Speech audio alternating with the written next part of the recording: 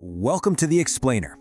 Today, we're pulling back the curtain on the super high-stakes world of corporate mergers. We're going to break down something that, often gets lost in the shuffle, but can absolutely make or break a deal: compliance.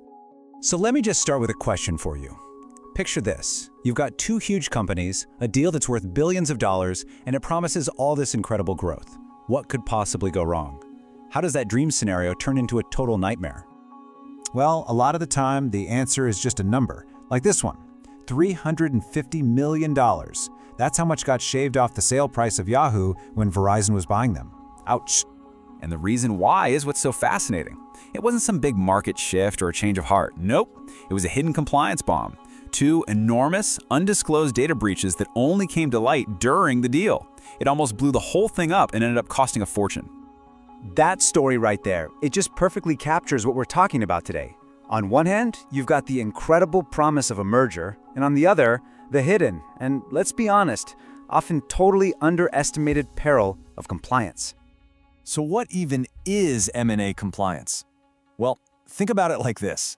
When two companies join forces, they're not just merging their buildings and their brand names, they're merging every single rule, every law, every policy that applies to them. And it creates this incredibly tangled web that the new company has to navigate perfectly. And here's the thing, this isn't a one-and-done problem. These challenges are everywhere. Before the deal, you're basically an investigator digging for skeletons in the closet.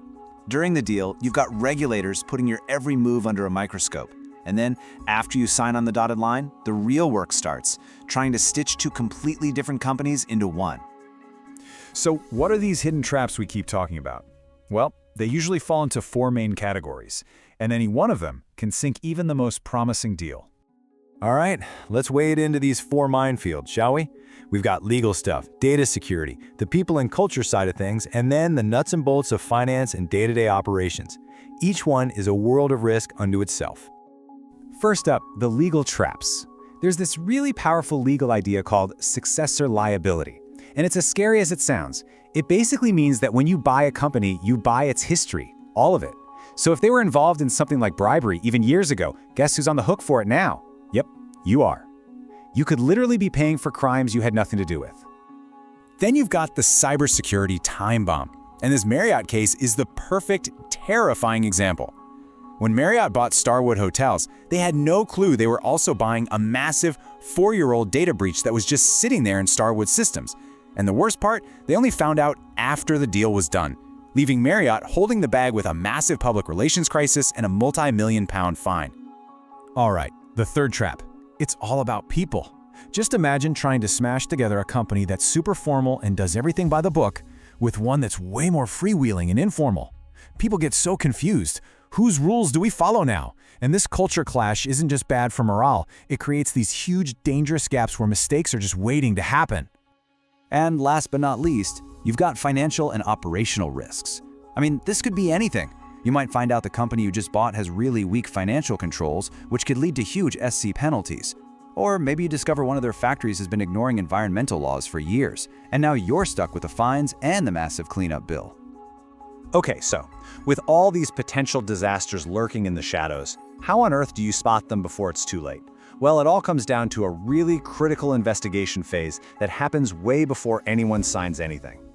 And that process is called due diligence. This is your first and, honestly, your best line of defense. And it's not just about looking at the spreadsheets, it's a full-on, deep-dive investigation into every nook and cranny of the other company to find those red flags before they become your red flags. A real due diligence checklist is intense. You're digging through years of legal history, looking for old lawsuits. You're reading their internal rule books to see if they even have any. You're auditing their computer systems for security holes, and, this is so important, you're actually talking to their leaders to get a gut check. Do these people actually care about doing things the right way? But here's the kicker. Finding all those risks, that's only half the battle. Because once that deal is signed, that's when the real heavy lifting begins. The first 100 days after a merger are just absolutely crucial. This is your chance to set the tone for the entire new company. I mean, from day one, leadership has to be crystal clear. Here are the new rules. Within a month, everybody needs training on them. By 2 months, you need one unified system for reporting problems. And by day 90, you better be auditing the whole new setup to see if it's actually working. Look, the strategy for making this work is pretty straightforward, but it takes serious focus. You need one set of rules, period. You have to communicate and train everyone on what's expected of them. You've got to merge all the IT systems, and you have to do it with extreme care. And finally, you can't just set it and forget it.